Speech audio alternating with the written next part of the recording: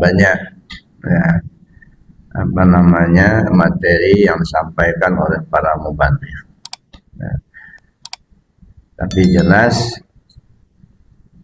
menimba atau mencontoh, mengkaji ya, apa yang bisa kita ikuti, apa yang bisa kita contoh dari junjungan kita Nabi besar Muhammad SAW, saya pikir tidak ubahnya seperti menimba air laut, nggak akan kering-kering, akan habis-habis dari berbagai macam sudut ya, yang perlu kita contoh. Itu semuanya akan membawa kebaikan buat kita. Karena itu Allah jelaskan, laqad kana lakum fi Rasulillahi uswatun hasanah. Sungguh pada diri Nabi itu, pada diri Rasul itu menjadi contoh tauladan yang terbaik buat kalian. Buat siapa? Pertama, liman yarjullah. Siapa orang yang ingin berjumpa dengan Allah, siapa orang yang ingin selamat kembali kepada Allah, siapa orang yang akan mendapatkan ridho Allah, maka Nabi SAW sebagai contoh. Yang kedua, bagi siapa orang yang ingin selamat di hari akhir, juga Nabi sebagai contoh. Begitu juga bagi siapa orang yang ingin zikir yang banyak. Jadi berdasarkan ayat ini ada 3 poin ya. Yang pertama, kembali ke Allah. Yang kedua, selamat di hari akhir. Dan yang ketiga, untuk zikir yang banyak. Bagaimana kita mencontoh beliau dan apa yang harus kita contoh? Paling tidak itu ada 9 poin yang perlu kita contoh dari junjungan kita Nabi besar Muhammad SAW. Ya mungkin udah sering kita lantunkan di doa ya. Allahumma zuqna mutaba'atan nabiyyina Muhammadin sallallahu alaihi wasallam awalan akhiran zahiran batinan, qaulan fi'lan ta'atan ibadatan amalan salihah. Jadi paling kurang 9 poin yang menjadi butir-butir yang perlu kita contoh. Itu antara lain, masih banyak yang lain ya. Pertama kita lihat awalan akhiran zahiran batinan. Mana awal Muhammad, mana akhir Muhammad, mana zahir Muhammad, mana batin Muhammad. Nah ini contoh ini. Nah ini 4 macam ini urusan tasawuf ini.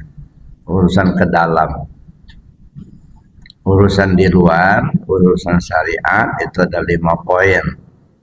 Qaulan, fi'lan, ta'atan, ibadatan, amalan salihah.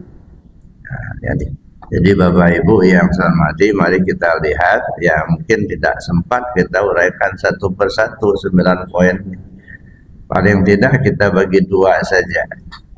Ada urusan ke dalam, ada urusan di luar. Yang urusan di luar itu syariat namanya. Yang urusan di dalam itu hakikat namanya. Jadi syariat dan hakikat.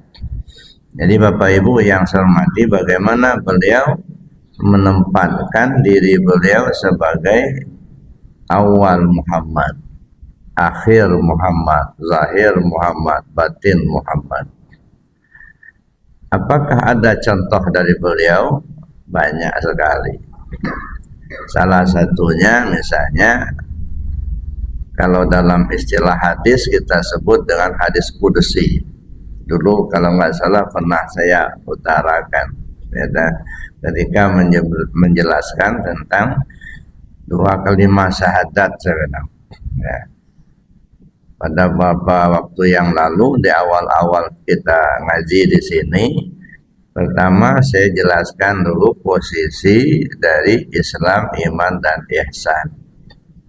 Dari 3 poin ini melahirkan 4 bidang ilmu: syariat, tarekat, hakikat, dan ma'rifat. Nah, jadi 4 bidang ilmu dari syariat, tarekat, hakikat, ma'rifat itu turunan daripada Islam, iman, dan ihsan. Nah, kenapa 4 ilmu dalam Islam itu? Karena diri kita ini ada 4 lapis. Lapis pertama disebut dengan jasmani atau tubuh yang kasar, atau disebut tubuh basyari. Dalam bahasa tasawuf ini disebut ayan kharajiyah. Yang kedua ada yang disebut hati. Hati ini disebut wujud yang am. Dan yang ketiga disebut nyawa. Nyawa ini disebut dengan ayan sabitah. Yang keempat disebut rahasia. Rahasia ini disebut dengan wujud muhad. Nah, jadi 4. Jadi kalau di bahasa kita kan yang gampang mengingatnya tubuh, hati, nyawa, dan rahasia. Nah, 4 bidang inilah yang harus kita bina. Tubuh kita bina dengan ilmu syariat, hati dibina dengan ilmu tarekat, nyawa dibina dengan ilmu hakikat, rahasia diri dibina dengan ilmu ma'rifat. Sempurna pembinaan diri kita yang 4 lapis ini, itu disebut insan kamil, manusia yang sempurna. Apanya yang sempurna? Sempurna kembalinya kepada Allah.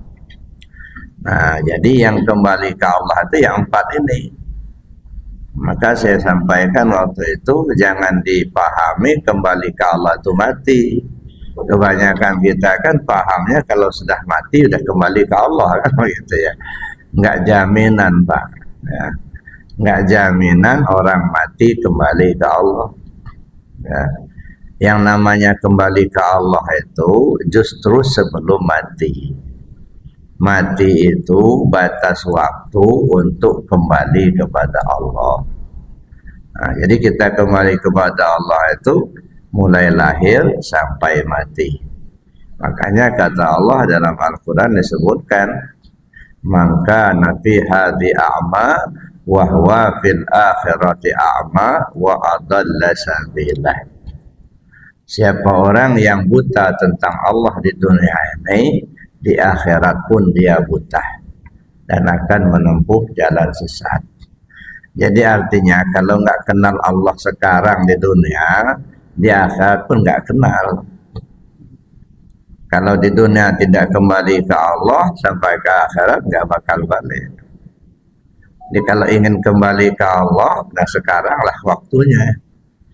Nah, maka saya bilang jangan dipahami kembali ke Allah itu mati. Mati itu batas waktu untuk kembali, namanya ajal. Nah, nah, pertanyaan kemudian, apanya diri kita yang harus kembali ke Allah? 4 lapis diri inilah yang harus kembali ke Allah. Tubuh kembali ke Allah, hati kembali ke Allah, nyawa kembali ke Allah, rahasia diri kembali ke Allah. Nah, ini saya kira yang 4 lapis yang harus kita usahakan. Nah, sebab kalau sampai ini nggak selesai, sampai ajal kita tiba, nah ini saya kira ini jadi urusan besar ini. Nah, makanya Allah selalu ingatkan, wa anfiqu mimma razaqnakum min qabli an ya'tiya ahadakumul maut. Infakkan apa yang sudah Allah berikan padamu sebelum ajalmu tiba, sebelum kematian datang. Cuman di kita ini persepsinya kalau sudah bicara infak, sedekah duit, sedekah duit, sedekah harta. Padahal kata Allah, mimma razaqnakum, apa yang sudah kami berikan kepadamu. Apa saja yang diberikan Allah pada kita, semua.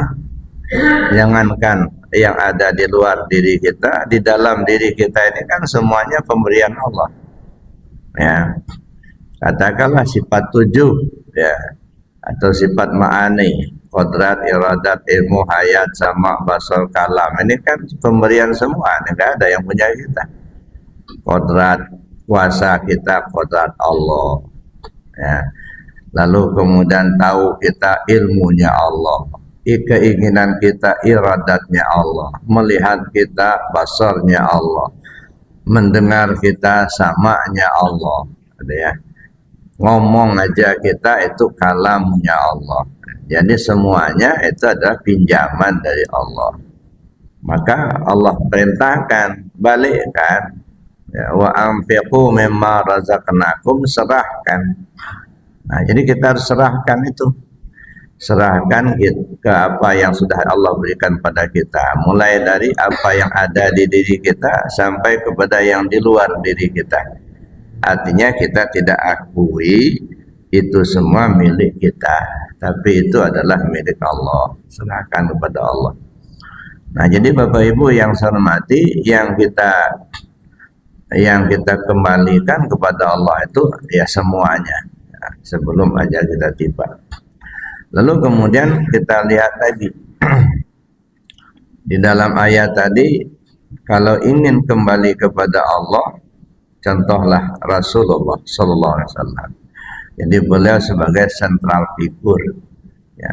Bagaimana beliau menyikapi yang 4 pertama tadi? Awal Muhammad, akhir Muhammad, zahir Muhammad, batin Muhammad. Mana yang awal Muhammad? Awal Muhammad itu disebut dengan Rabbani. Akhir Muhammad Nurani. Batin Muhammad, zahir Muhammad jasmani. Batin Muhammad ruhani. Ini yang disebut dengan ya awal, akhir, ya zahir dan batin.